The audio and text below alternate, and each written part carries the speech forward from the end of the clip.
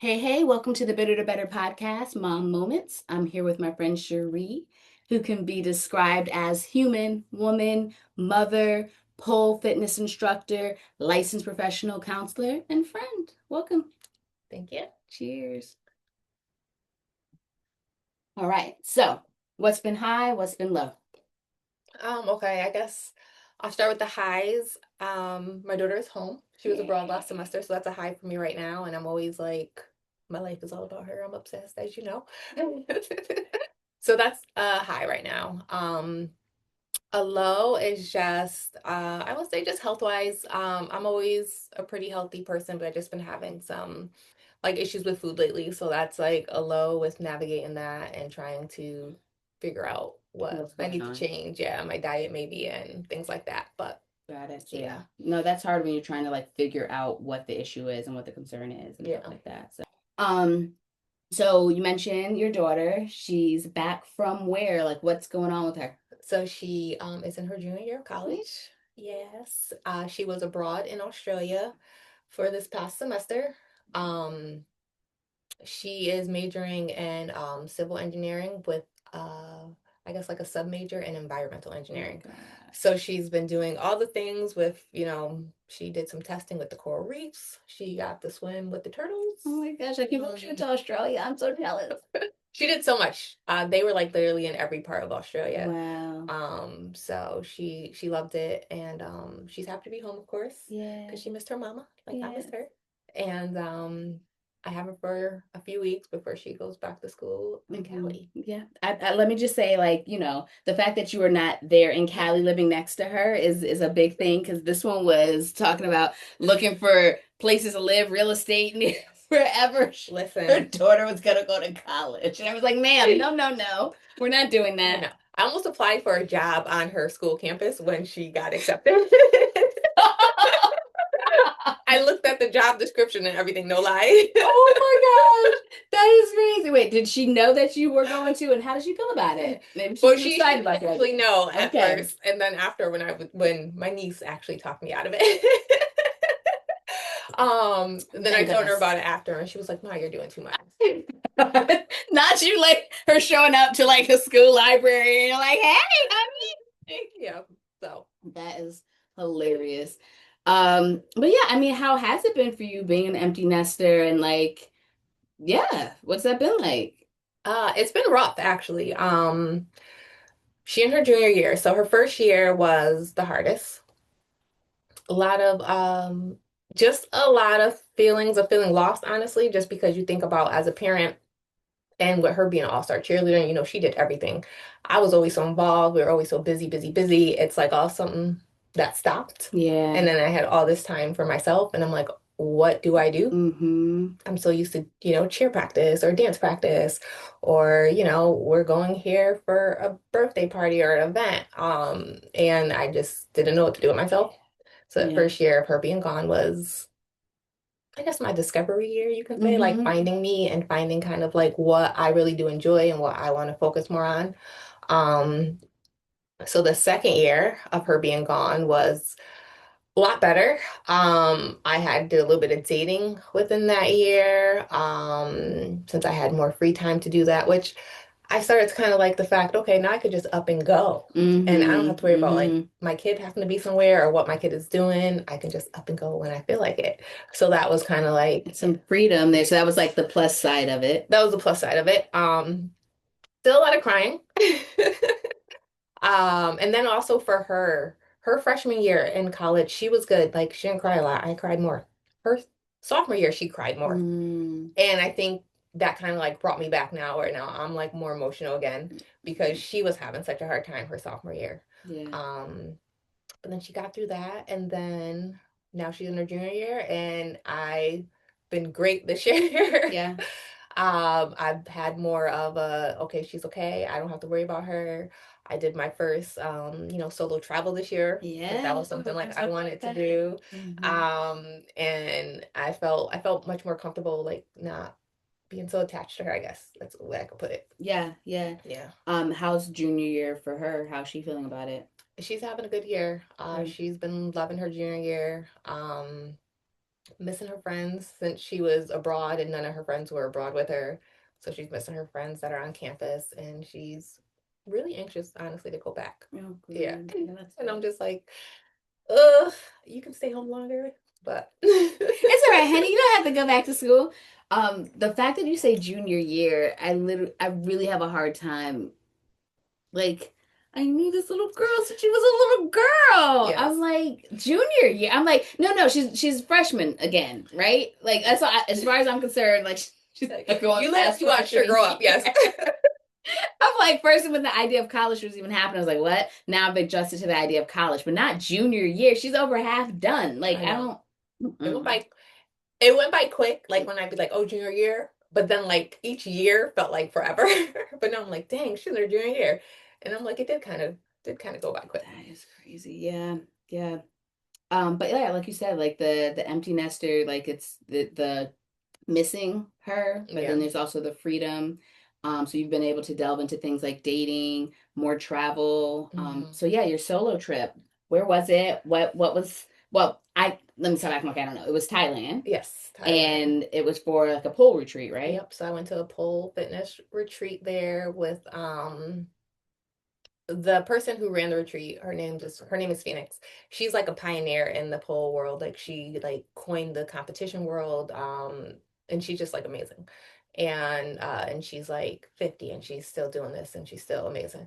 That's awesome. So I went to the pole retreat. A lot of anxiety. I cried in the Hong Kong airport. Oh my goodness. So wait, what was the crying about in the Hong Kong airport? About anxiety about the travel, about the pole I situation? think I was just very overwhelmed. And it was like, I'm the person who I don't really like flying, even though I fly a lot and I do it a lot. Short trips are easier for me. Yeah. This is like the farthest I've traveled and the longest I've traveled.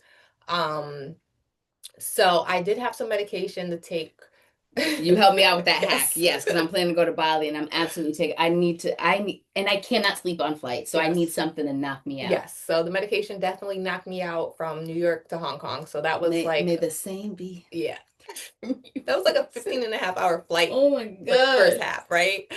And when I got to Hong Kong, I just was so overwhelmed. And there was actually no signs like in English, like people had told me there would be. So I started to have like a panic attack. Yeah. And What then I did you just do? stood there and I like started to cry. And then I was like, girl, collect yourself. You are a goddamn adult. Like, get it together. And then I asked a couple people and they didn't speak English of where I need to go. So then literally I just was like, I'm gonna follow the crowd. The crowd is going this way. Let me just see where this brings me. And then I found a gate and I went to the gate agent and asked them and they kind of pointed me in the right direction. And literally by the time I got to my gate, they were boarding my flight. Oh my goodness. That's how long it took me to find where I need to Oh be. my goodness. The Hong Kong airport is huge. Like I think it has like 7 floors or something like Oh that my to it. goodness. Because I tried to pull up a map and I could not even like follow the map. Oh my gosh. It's huge. So if you've ever been to the Hong Kong airport, you know that it's a city in itself. No. Okay. Yeah, um, I would have figured and by yourself. yeah. Wow, I'm glad you made your connect. It was your It connecting was my flight. connecting flight.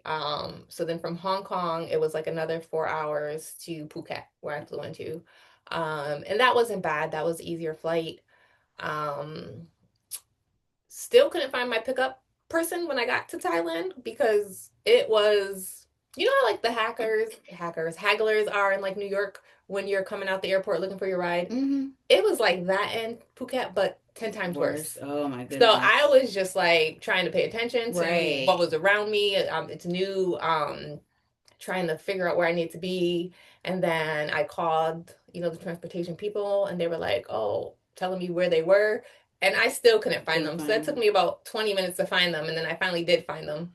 But it was just so many people and so many hagglers. But once I found my transportation, I was fine. Got to my hotel. Forgot the name of the hotel I stayed at, but it was a beautiful hotel. And I remember seeing your Yeah. videos of it. It looked gorgeous. It was so nice. And I met 10 strangers and I had a great time with 10 strangers. Who would have known? Yeah, yeah. That's Yeah, awesome. that was And really you were cool. doing something you love. It was pole. Yeah. And Are you, so they started out as 10 strangers. Do they all remain strangers or do you like communicate with any of them Yeah. now So or? two of the girls, we still chat on social media. On my social media break, I'm slowly coming back. So I just got back to Facebook, but not Instagram yet.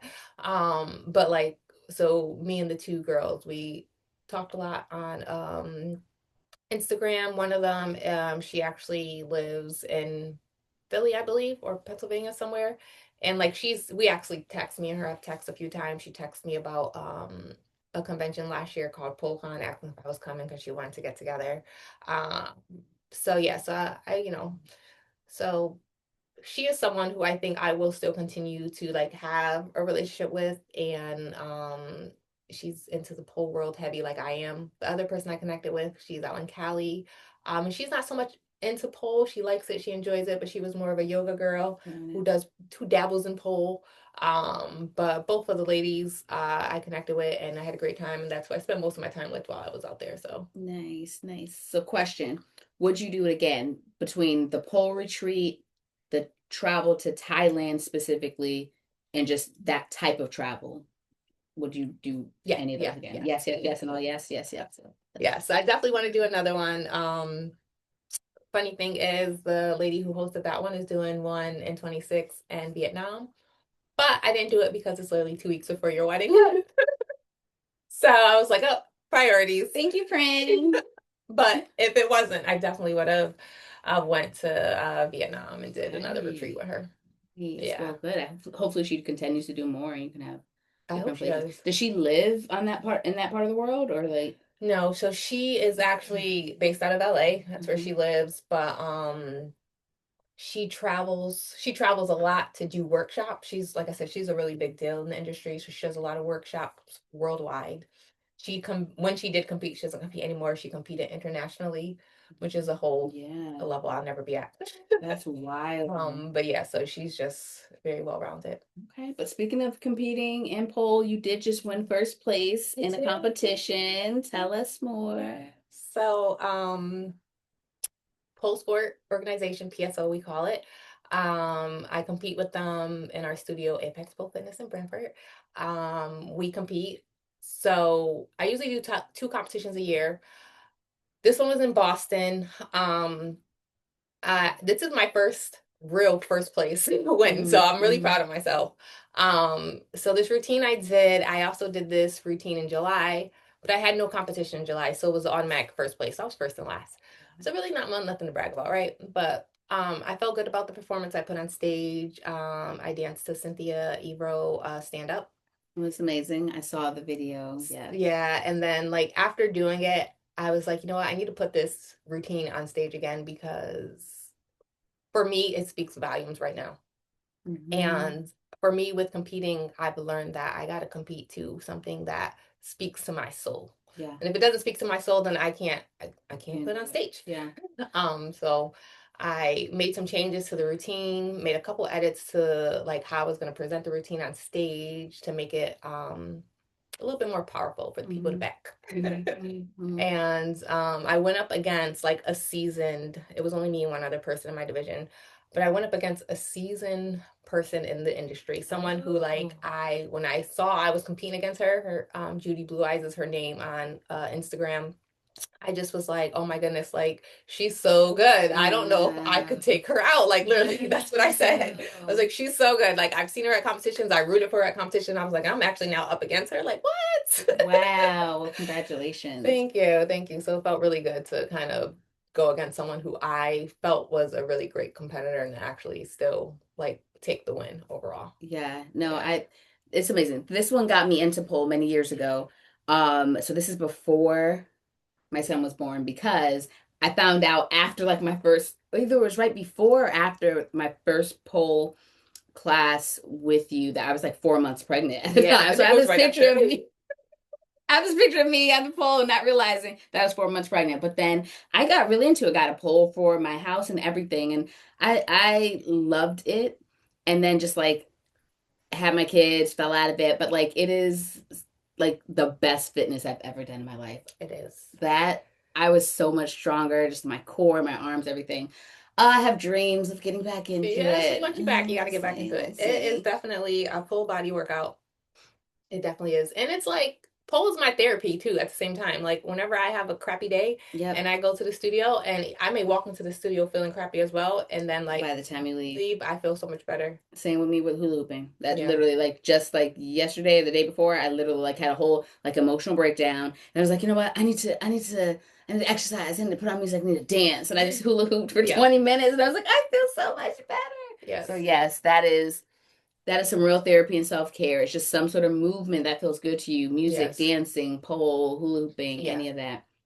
So you've had time to travel, you've also had time to date. What's Hmm. that been like? Where are you with that right now? Where have you been with that over the past like couple of Hmm. years, like when your daughter went off to college? Yeah. Okay. So for right now, like dating is non-existent.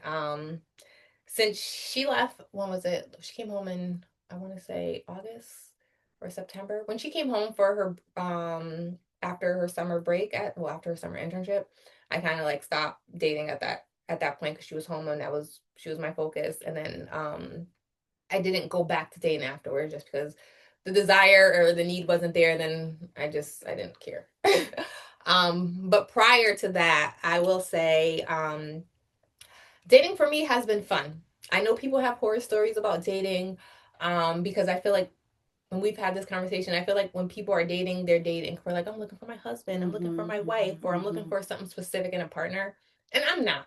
Like, I'm dating looking for a connection. And if we have a connection, then like great, let's see if we can move forward. But if there's no connection, then that's fine. Like, Right. You thank you can, for a nice conversation and I go about my day. yeah. And I think that's the difference. Like, I'm not dating to be married. I don't want to be married. I've always felt that way. So I'm dating for like just a lifelong partner. Um, Right. and if I find a lifelong partner and if after X amount of years of being together it leads to marriage, great. But like marriage isn't my goal in Isn't what you're dating. aiming for. Mm-hmm. Um, so I think that's why for me, like I find it fun to You've been date. able to have fun, yeah. Yeah. And I don't take it to heart like some people do. Yeah. But That mindset piece is a big part of it. I think like knowing what you are going into it for, and that can change and shift over time. right, But I do like I say that like and I think like I'm about to do a free webinar about dating as a mom, dating better as a mom, so I'm making like the presentation right now, and one of the things that I realized I needed to start with was the mindset piece, like understanding first of all like what you want your dating experience right, to be like, what you're dating for, and knowing, am I looking for flings, am I looking for like a life partner, am I looking to be married, all of that. But even if you know that your end goal is marriage or a committed relationship, there's still that piece before that where you do have to casually date in order to make the best choices, because I yeah, think so many times, and I think many of us have been there, where you end up in a committed relationship before you do the proper like assessment on like, is this a good life partner? Because like one of right, the things you're talking about, right, there's a difference between companionship and partnership.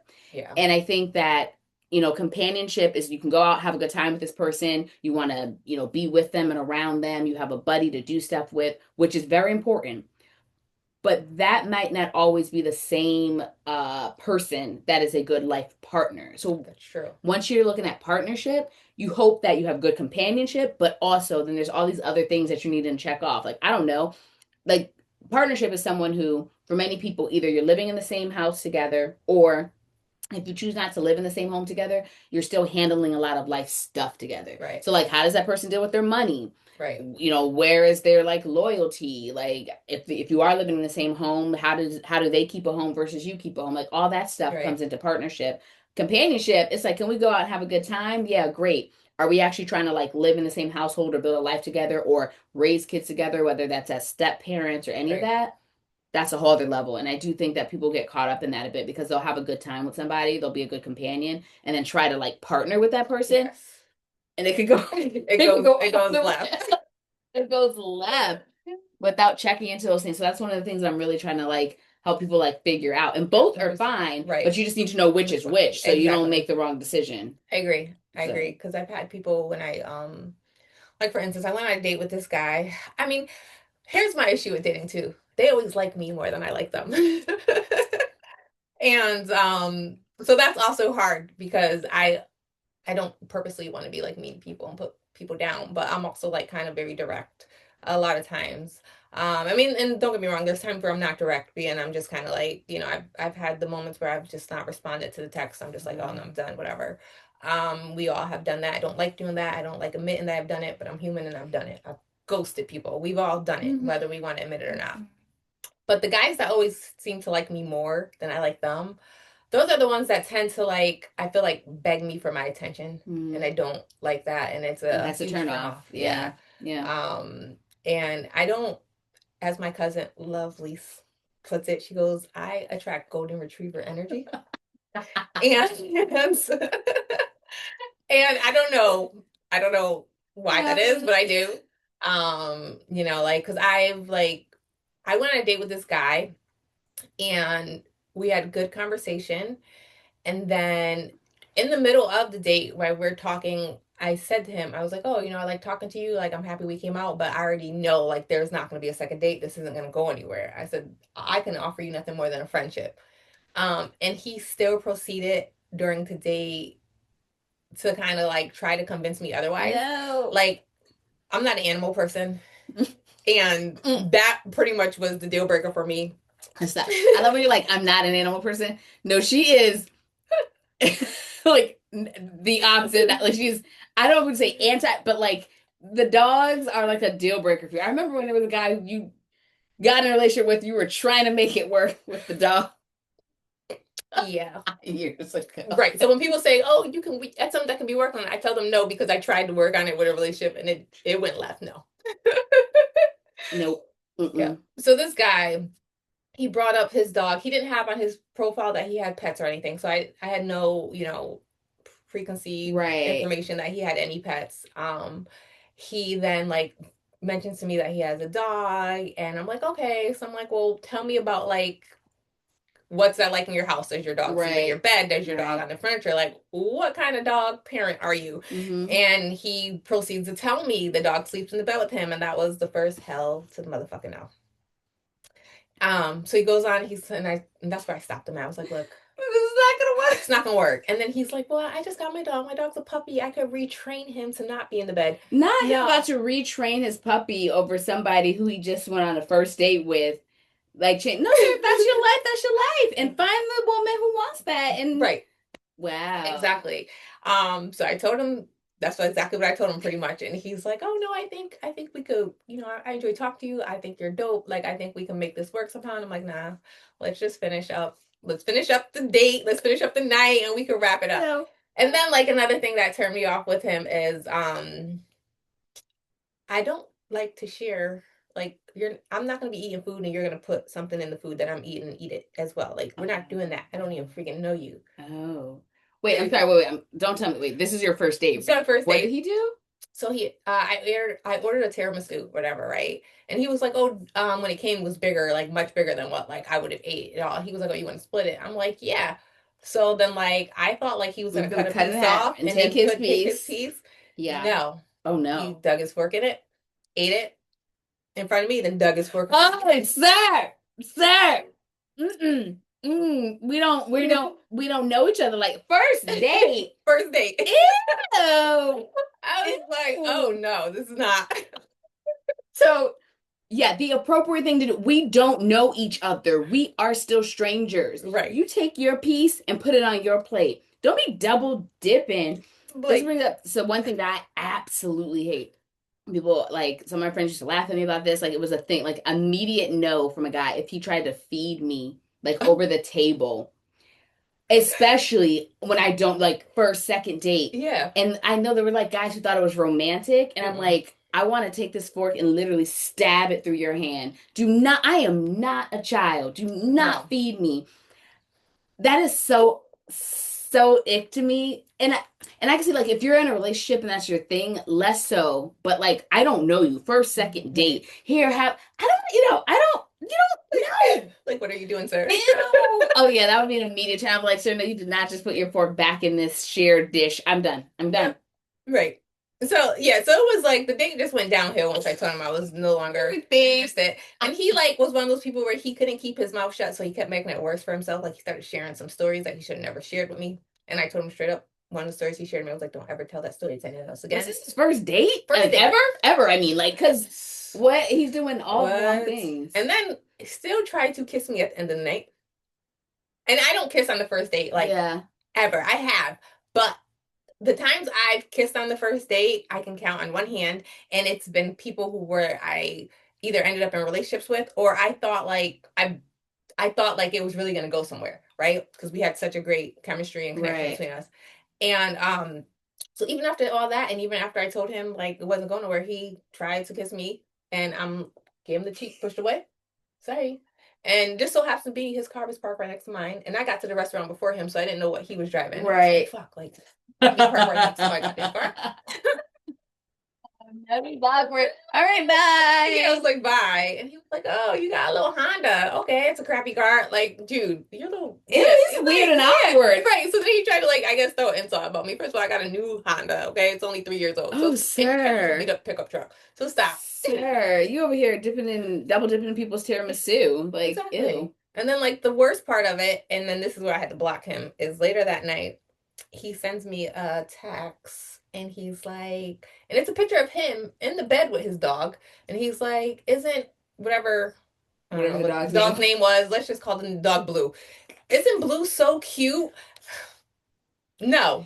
So he didn't get the message at all. Yeah. So he was, very like desperate, I guess. I don't know what his deal was. It was giving desperate. Yeah. It very much. It's like it's a refusal to hear no, no, thank you, and just the insist like that. That stuff is so frustrating. So yeah, those are the type of things that, understandably, women are concerned about, because it's like, sir, I try to let you down easy and be respectful, and you just will not take it. And he just kept going. Yeah, he just kept going. Which is why sometimes I have just ghosted people, because I'm like, I've had people where I actually nicely tell them no, and then they just come back with aggression or that part, some BS. Because I've had guys come back with aggression as well. Yeah, the aggressiveness. And like, no, like, sorry, like, and I think too, like, I don't need a man. I really don't. Like I said, I want a partnership. I don't need a partnership. Like, I feel like I'm where I'm at in life. Like, I worked hard to get to where I'm at in life. I was a single mom since I pushed my kid out. I never had help from the other side. And I like literally done everything on my own, from raising her to, doing my best to make sure she had great experiences like sleepaway camp and, doing all-star cheer, buying my condo, and my kid is in an Ivy League school. So like, not to toot my own horn, but at the end of the day, I just feel like I've done so much and accomplished so much on my own. Like, if you're not adding value to my life, bye. I can't. Yeah, that part. I can't do it. I know. I came to that conclusion, after,